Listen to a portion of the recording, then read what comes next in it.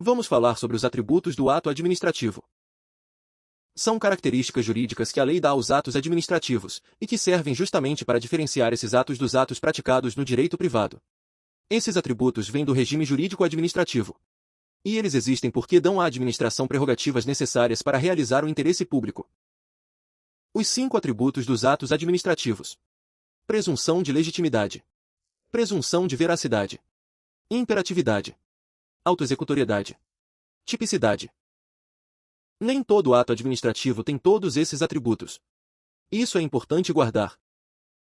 Resumo: os 5 atributos: presunção de legitimidade, presunção de veracidade, imperatividade, autoexecutoriedade, tipicidade.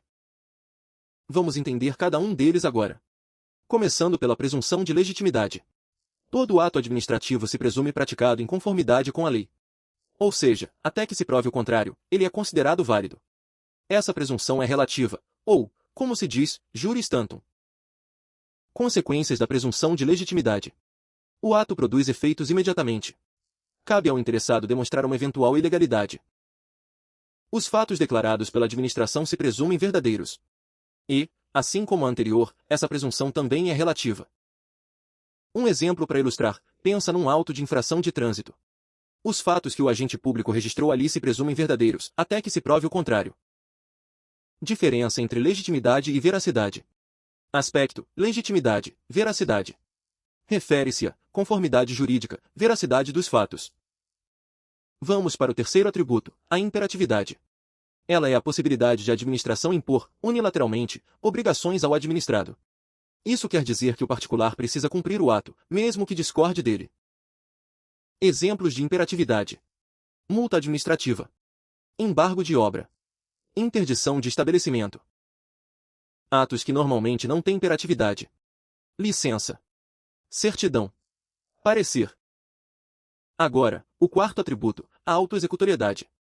Ela é a possibilidade de a administração executar diretamente certas decisões, sem precisar de autorização judicial. Mas isso não existe em todos os atos. A autoexecutoriedade depende de previsão legal ou de uma situação de urgência.